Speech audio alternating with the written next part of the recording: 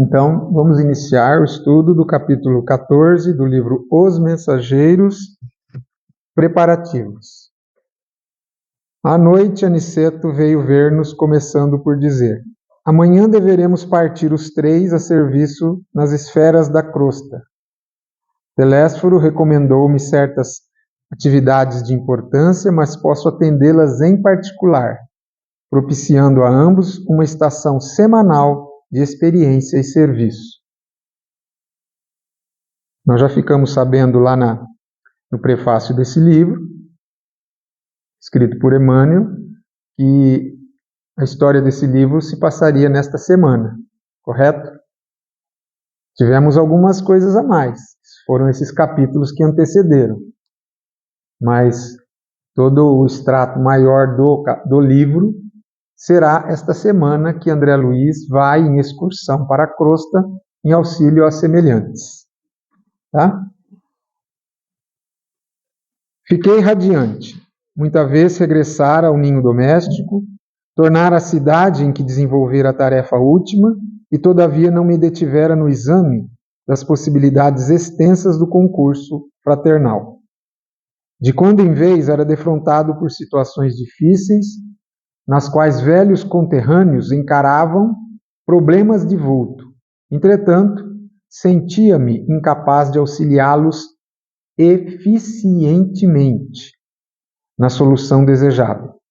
Faltava-me técnica espiritual para fazê-lo. Não tinha bastante confiança em mim mesmo. Então, da mesma forma que o médium... Você encontrou isso, Sandra? Ah, tá. Da mesma forma que o médium, o trabalhador, assim, ele precisa ter confiança, né? Não pode duvidar.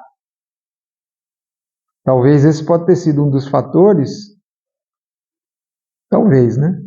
Que ele não pôde ser tão eficiente na colaboração quando ele vinha até o Rio de Janeiro, que é onde ele residia, e fez lá um círculo onde ele colaborava, depois que ele aprendeu isso lá em Nosso Lar, mas ele registra aqui que ele não era tão eficiente assim.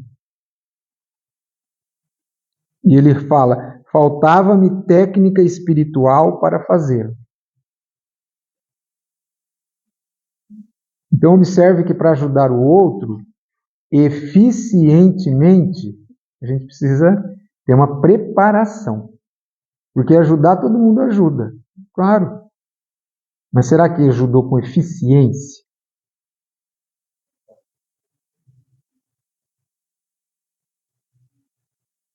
Então, uma coisa para pensarmos aí. Vamos ver o que vai se desdobrar desta fala dele. Deixando perceber que ouvira meus pensamentos profundos, Aniceto dirigiu-me a palavra de maneira especial, asseverando: você, André, ainda não pôde auxiliar os amigos encarnados, porque ainda não adquiriu a devida capacidade para ver. É razoável. Quando na carne, somos muitas vezes inclinados a verificar tão somente os efeitos, sem ponderar as origens. No mendigo, vemos apenas a miséria. No enfermo, somente a ruína física. Faz-se indispensável identificar as causas. O que você entende? Vou fazer uma pergunta para todos, qualquer um poderá opinar. O que você entende por dizer que não adquiriu a devida capacidade para ver? A vidência, ela, via de regra, não 100% dos casos, não 100%, porque depende também da capacidade, às vezes, do médium, do espírito comunicante querer se mostrar. Então, aí tem que ter uma combinação de fluidos. Mas ela pode ser também uma faculdade anímica, né? Que é do espírito. No caso aqui, você falou uma coisa que é razoável, faz sentido. Não é? Só que temos que lembrar que ele está no mundo espiritual. Ele é um espírito desencarnado. E o dono também. Uhum. Então, para que ele precisa de vir? Mas ele vai ajudar encarnados ou desencarnados? Hã?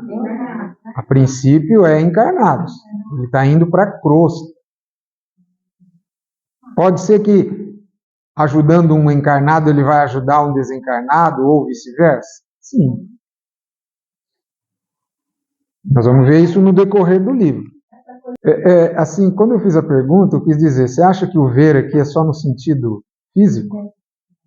Mas o Oniceto está falando assim, você ainda não está vendo direito as coisas. Será que ele precisa ter uma amplitude dessa capacidade visual? Então, mas a causa a gente enxerga só vendo fisicamente? Ou procurar conhecer o problema? É dentro da capacidade visual, mas que ela te dê essas informações, esses acréscimos para você poder elaborar melhor o seu plano, a sua ideia. Né? O exemplo que ele deu, perfeito, porque segundo o que ocorria lá, a Narcisa ia autorizar a entrada da vampira. Mas o vigilante-chefe falou, não, aguce a sua visão que ela tem um problema muito sério. Então o comportamento de ação para aquele espírito mudou pela maior capacidade visual e, a partir daí, uma interpretação. Né? Vamos avançar e vamos ver para onde isso vai. Depois de meditar alguns momentos, prosseguiu. Procuraremos, contudo, remediar a situação. Amanhã pela madrugada, você e Vicente apareçam no gabinete de auxílio magnético às percepções que fica junto ao centro de mensageiros. Isso aqui parece uma coisa de ficção, né? Aqueles filmes americanos. E tem tudo dá um jeito, né? Vai lá que tem um gabinete que faz você ficar assim, o outro faz assim. Que maravilha, né? Mas qualquer um tem ingresso nesse gabinete? Darei as providências para que vocês alcancem o necessário melhoramento da visão. Aqui me dá a ideia que é a visão mesmo. Visão. Peço-lhes, todavia, receberem semelhante auxílio em prece. Ele fez uma condição muito importante. Ele vai desdobrar. Roguem a Deus lhes permita a dilatação do poder visual. Compenetrem-se da grandeza desse dom sublime. Olha aí os médiuns que veem, hein? Os que estão enxergando. E, sobretudo, enviem à majestade eterna um pensamento de consagração ao seu amor e aos seus serviços divinos. Quer dizer, ele ressaltou a importância da prece, de uma postura de muito respeito nesse momento. Eles não iam simplesmente chegar lá, colocar uma roupa, um capacete, e apertar um botão e eles iam sair dali melhorados.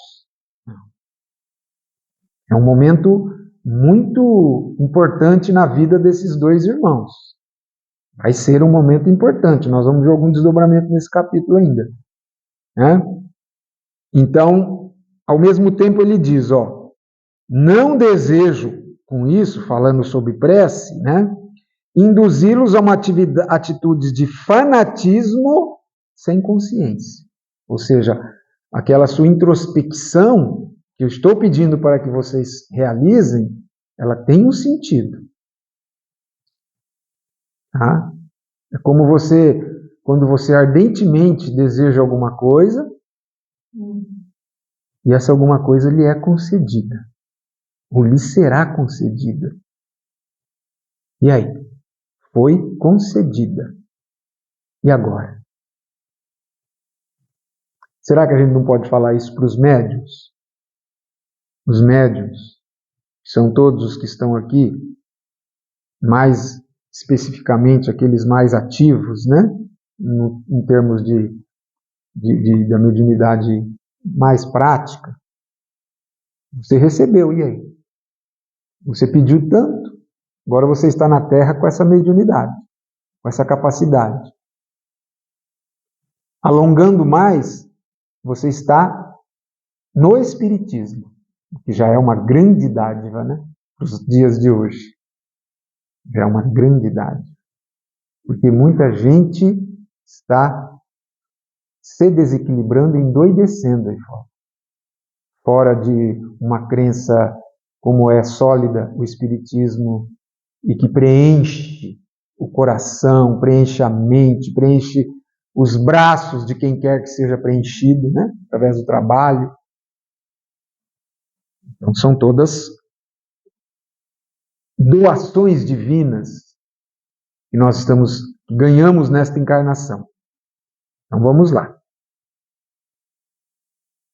No círculo carnal, costumamos utilizá-la, a prece e tal, em obediência a delituosos caprichos, suplicando facilidades que surgiriam em detrimento da nossa própria iluminação.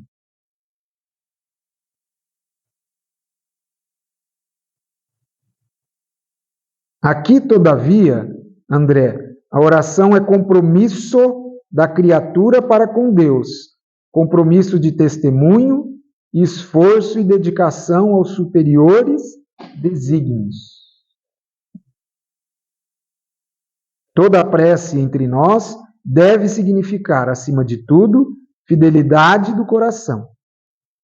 Quem ora, em nossa condição espiritual, sintoniza a mente com as esferas mais altas e novas luzes lhe abrilhantam os caminhos. Muito bem, continuando. Diante da nobre autoridade de Aniceto, não me atrevi a falar e cheguei mesmo a recear a externação de qualquer pensamento.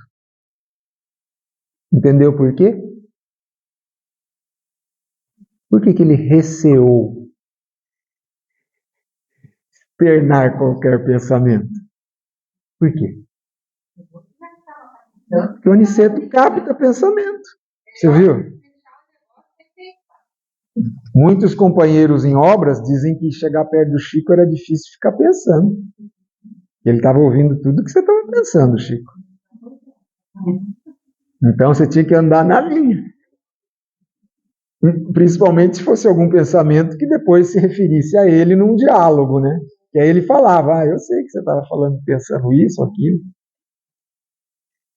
Deixou-nos o generoso instrutor com palavras carinhosas de amizade e incentivo. Vicente e eu acalentávamos projetos magníficos. Iríamos pela primeira vez cooperar a favor dos encarnados em geral. Olha aí, encarnados. Nosso repouso noturno foi brevíssimo. Eu acho que eu não tinha nem dormido. Eu já saía da reunião, já ficava lá na porta do gabinete. Olha aí, ó. Aguardávamos ansiosamente a alvorada, a fim de receber o auxílio magnético do gabinete referido. Poucas vezes orei com a emoção daquela hora. Os esclarecidos técnicos da instituição colocaram-nos, primeiramente, em relação mental direta com eles. E, em seguida, submeteram-nos a determinadas aplicações espirituais que ainda não posso compreender em toda a extensão e transcendência.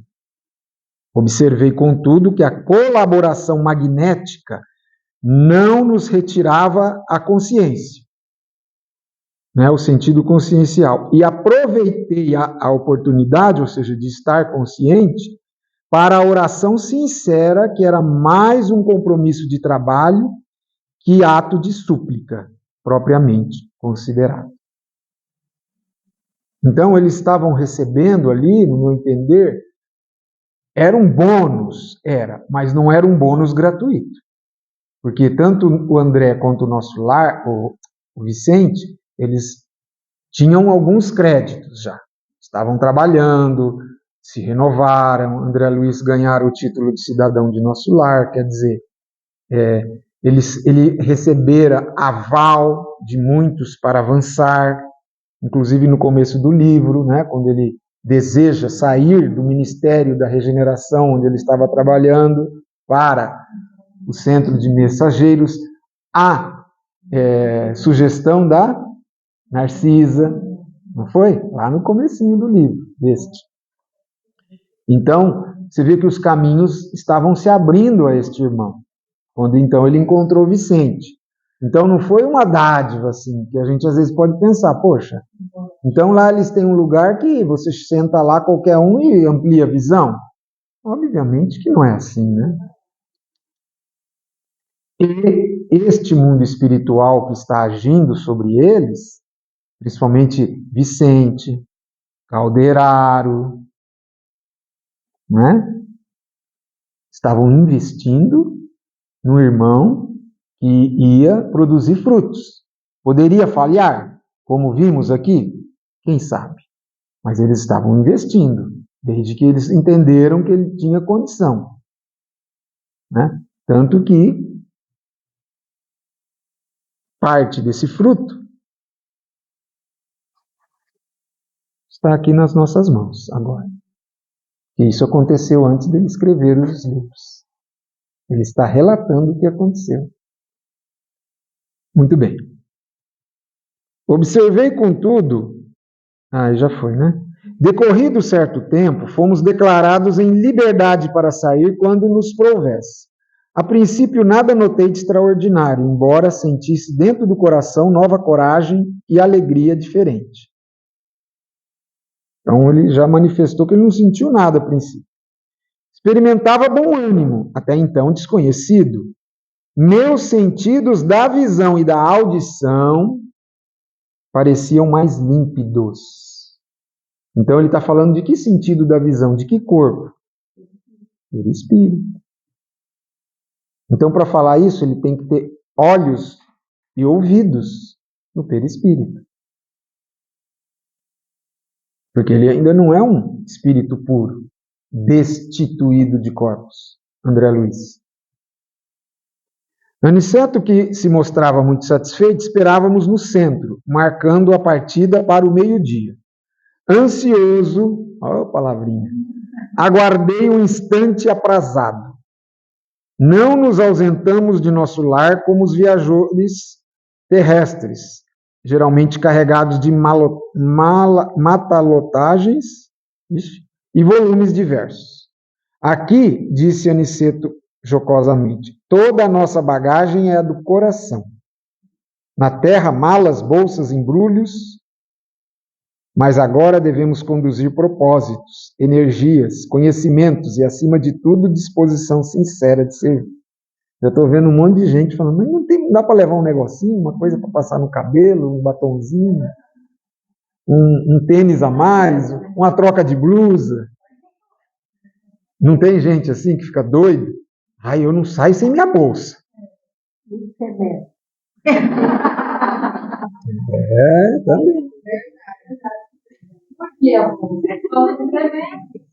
Imagina. Você vê como que é o desprendimento?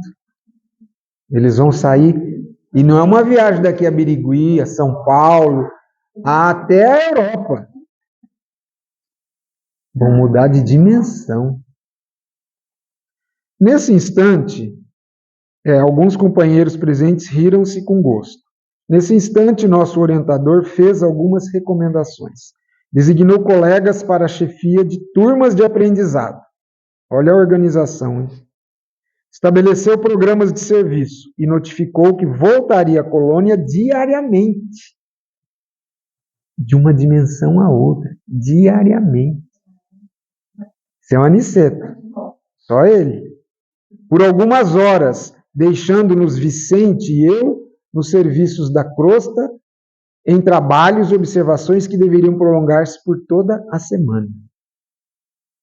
Despedimos-nos dos camaradas de luta, repletos de esperança.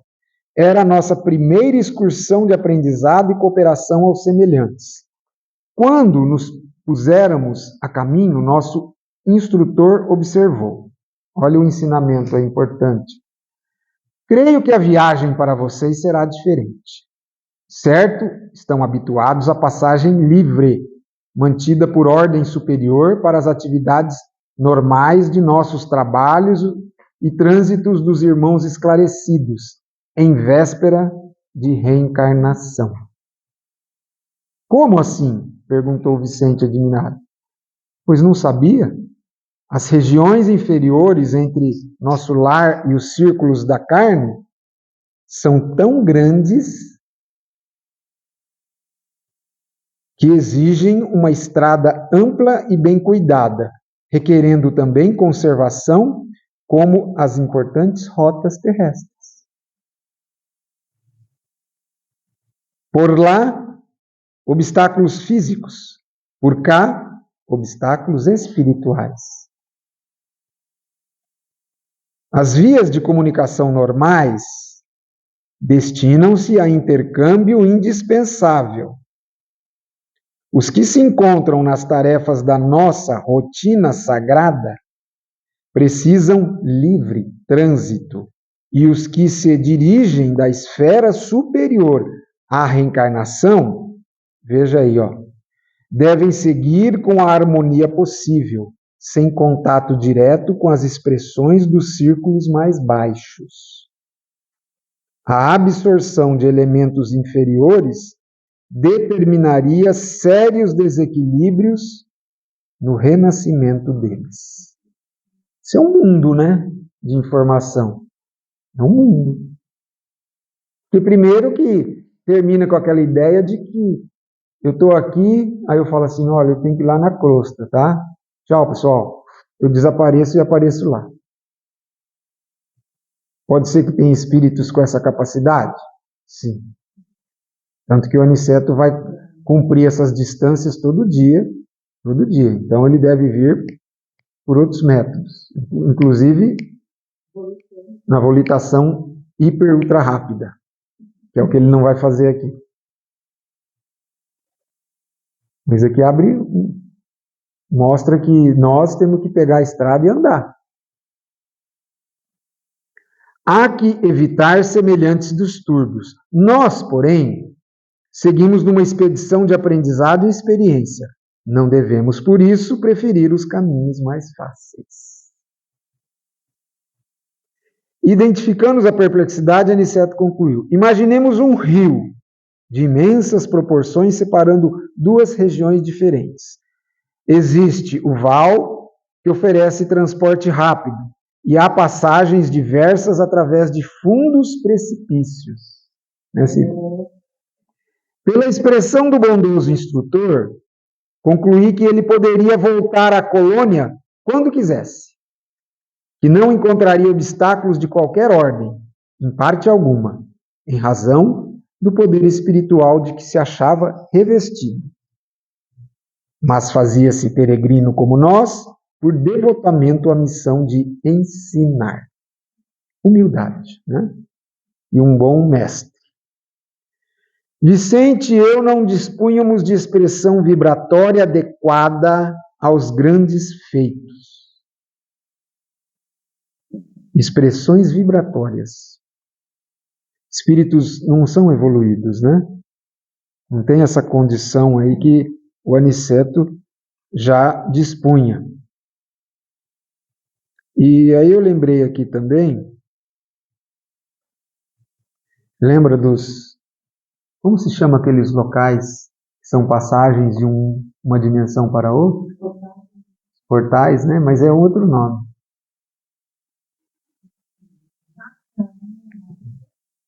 Não é portais. Portais funciona bem, mas não é esse. Eu também me esqueci agora, mas daqui a pouco a gente vai lembrar. Vamos lá. Então, está se referindo a esses locais que também tem, né? Esses campos de saída. Lembra que nós estudamos os campos de saída? Lá no nosso lar nós estudamos. E nem todos conhecem esses campos de saída. São alguns espíritos. Claro, trabalhadores, espíritos que às vezes têm que cumprir alguma missão e ser mais rápido. Então, é como se fosse um portal que dá acesso mais rápido, né? Éramos vulgares, quanto o era a maioria dos habitantes da nossa cidade espiritual. Ó, se referiu ao nosso lar. Possuíamos apenas alguns princípios de volitação, contudo permanecíamos muito distantes do verdadeiro poder. Nunca vira, pois, a energia e a humildade em tão belo consórcio. Do Aniceto, né? Aniceto dirigia-nos firmemente, como orientador de pulso, vigoroso e sábio, mas não vacilava em se fazer igual a nós, a fim de servir como devotado companheiro. Meditando sobre a lição sublime, em pleno impulso, volitante, contemplei as torres de nosso lar que iam ficando à distância. Então, eles estavam os três volitando, né? No deslocamento.